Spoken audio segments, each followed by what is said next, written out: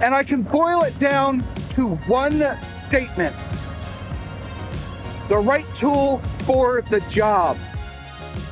It's rush hour again. Look at this crap. I don't want nothing to do with this crap, baby. No way, no how.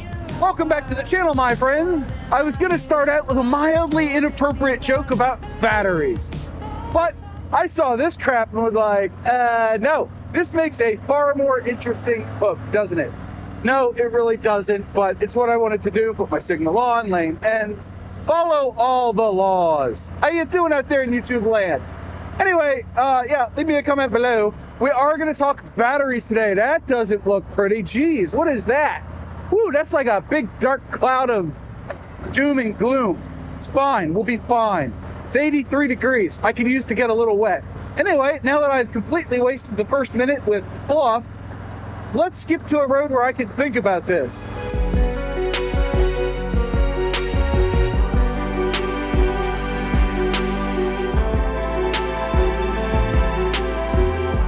I just want to say I nailed that corner. I went through there with gusto.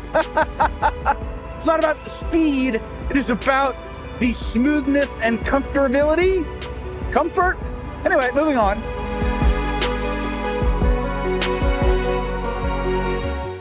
That was easy. Yeah, baby.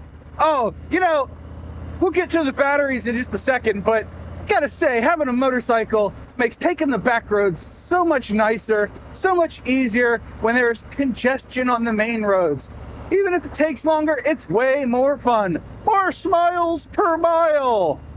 You know, because that matters to motorcyclists. But this comes up quite frequently, and anymore, it's all you can do in the Washington, D.C. area, not to come across like 17 Prius drivers and 48 Tesla drivers, all playing on their phones. They're jack. I really hate that stuff, by the way. Don't be playing on your phone when you're driving. If you're watching this while you drive, well, shame on you. Now, if it's in a holder, yada, yada, yada, if it's safe, okay, you're just listening, fine. Then do the repeat thing so I get the extra watch hours. But I digress. It keeps coming up, this whole battery electric vehicle thing, and I can boil it down to one statement: the right tool for the job. Now, in the case of my Harley Davidson, I believe that an internal combustion engine is the right tool for the job. I do not see the infrastructure and the battery tech being at a level where for everybody it's a good thing. If you live in the city and the suburbs and that's where you are traveling and doing that sort of thing, you're staying in your little enclave, I'm sure an EV would be just fine. But if you live out in the country, as of this recording, mid-2024, there is still an infrastructure problem where there ain't enough chargers, and the ones that are there, half of them, from the reports I'm reading, don't work.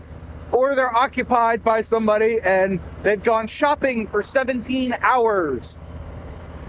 That is hearsay, not admissible in court, nor enforceable by the FCC. But there is a proliferation of EVs in my area, and they are just everywhere. It's just that's redundant. John, stop that. But they're really pushing them at the car lots and stuff. And the advertisements you see are electric this, electric that. No, thank you. The fastest charging that I have read about so far is from 10 to 80% in 18 minutes. That is assuming the car's battery is at the right temperature, yada, yada, yada, all the variables. And finally, it charges that quick. When the infrastructure gets to about 5 to 10 minutes to do a full charge, and even 10 to 80% would be fine, at that point, I will actually consider a battery electric vehicle. I will. Plus, it has to have a 300-mile range. Probably going to be a truck. An officer, I'm scooching up so I can see what the heck is coming. Nothing coming. Okay, good. Don't slide on the gravel. Go.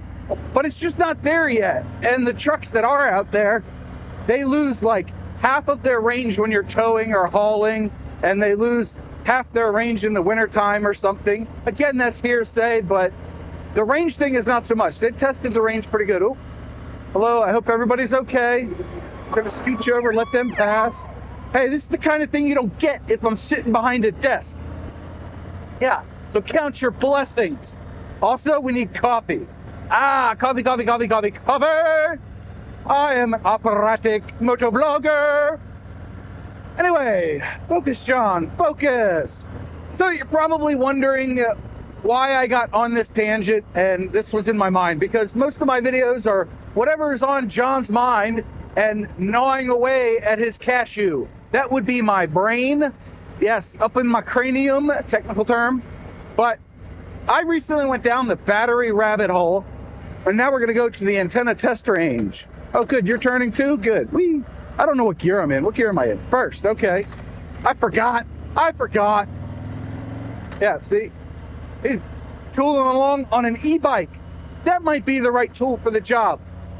But the county I live in, I think I mentioned it prior, they are banning gas-powered leaf blowers.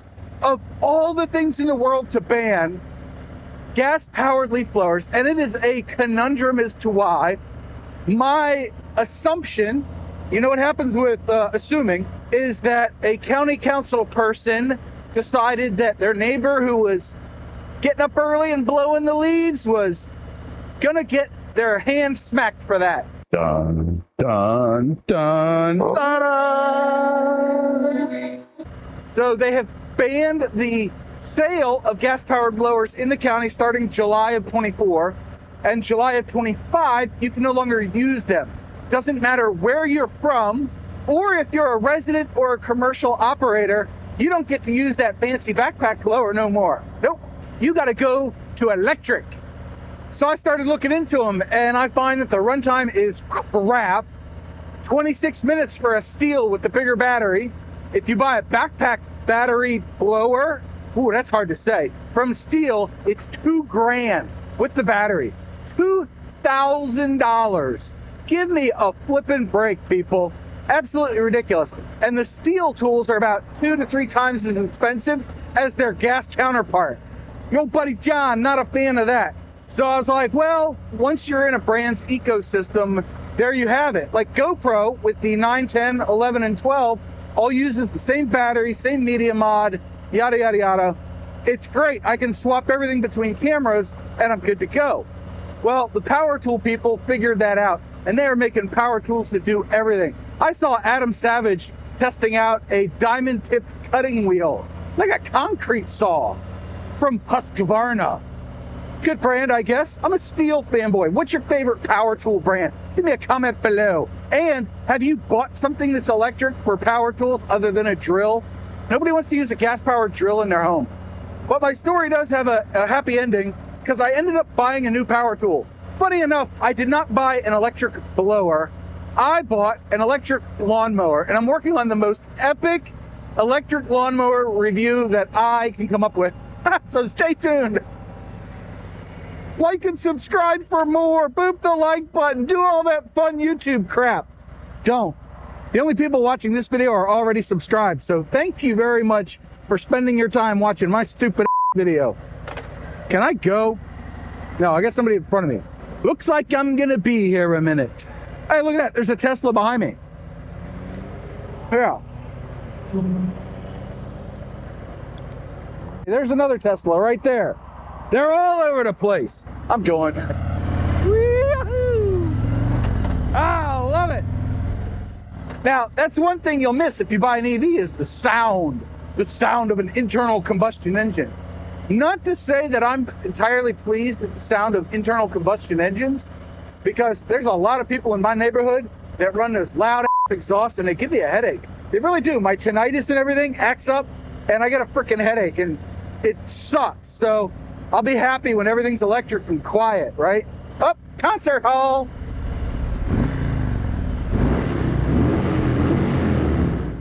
Nice. Can't go wrong there. That sounded good. These are stock pipes, by the way.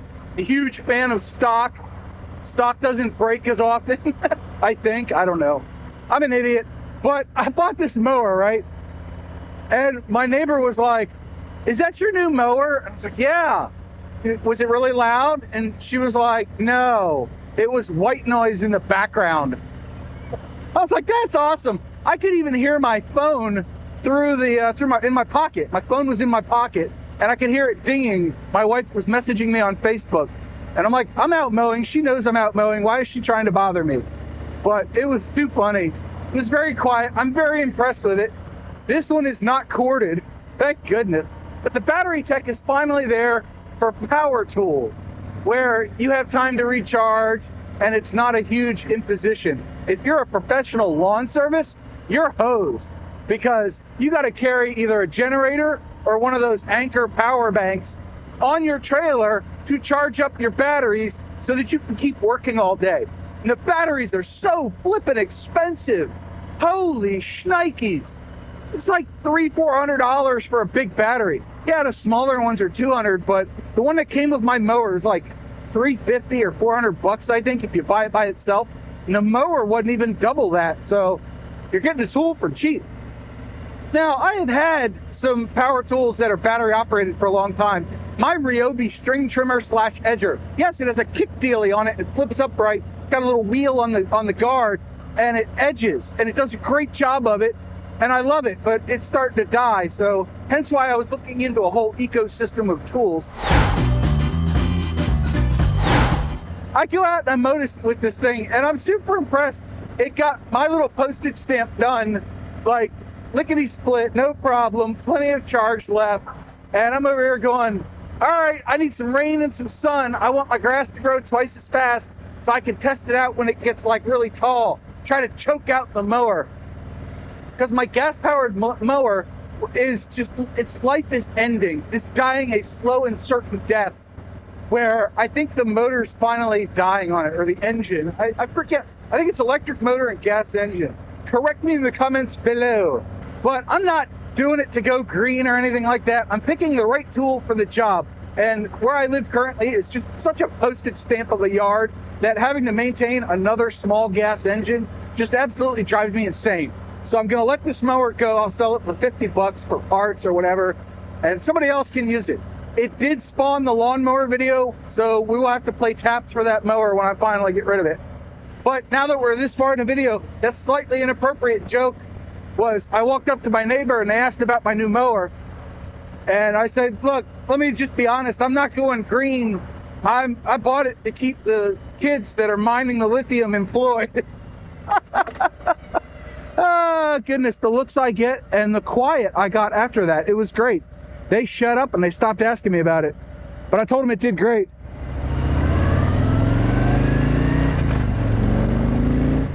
Ha, we have another Tesla behind us. So in the case of my little yard, I think an electric mower is just fine. And if you're telling me I should go pay a service, I did the math on that. It's about $30 to $50 per cut. Average 25 cuts a year, something like that.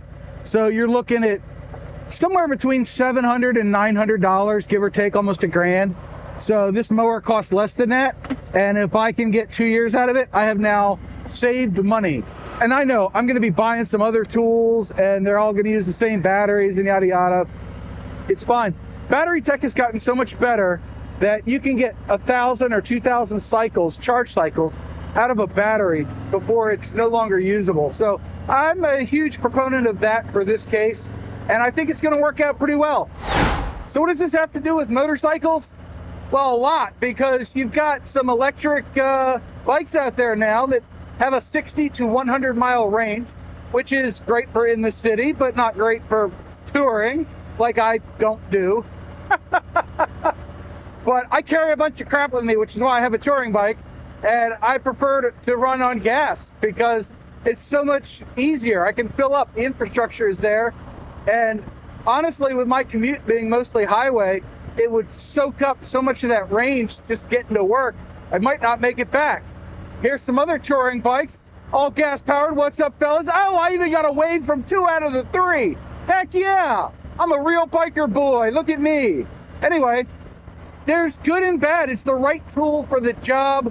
Sometimes this battery power, and we're getting there. They're on the horizon. There is solid state battery tech, which will provide a cell the size of a deck of playing cards, and it'll power all sorts of stuff. It can be charged in bunch of different temperatures and all that, and thousands of times, and it's a panacea, a panoply, I don't know, words of good things to come with battery tech. So when it gets here, I'm gonna welcome it with open arms, because if your grandfather saw you running a bike on 12-volt technology, he'd probably be like, wow, in my day, we only needed 6 volt to get the job done, you kids with your newfangled infotainment systems. Because every time a piece of tech is added to a bike, there's half a dozen guys out there going, I don't like it, it's too newfangled, it's gonna break. More often than not, they're proven wrong.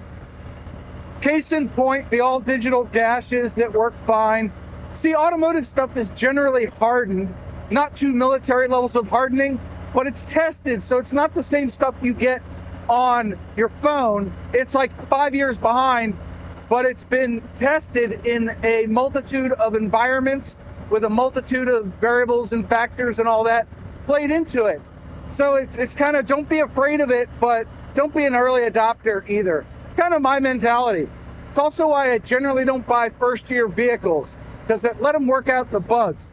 Maybe next year I'll get a 2025 Harley-Davidson touring bike, especially when they put the limited range on the new Street Glide and Road Glide platform. Or, well, not platform, it's the same frame, but really the infotainment and the engine and all that stuff. I mean, hell, just a few years ago, the Milwaukee 8, which I've gotten this bike, it was derided as being unreliable and this and that, and here we are like 8 years later, 8 model years, and a lot of M8s keep getting sold, so I'm a huge fan of that. But anyway, I have rambled on long enough. I do thank you for your time, and I look forward to your comments below, answering my questions and probably asking some or answering some that I didn't ask, because that's what you people do. I love it, guys. Y'all are the best. And I will see you guys in the next video. Don't forget your 2 mantras. 1, you have a 100% of making it through, no. You have a 100% track record of making it through a bad day. And number 2, do something nice for yourself every day. I got distracted by that car and this Tesla here trying to play bumper cars. Bye.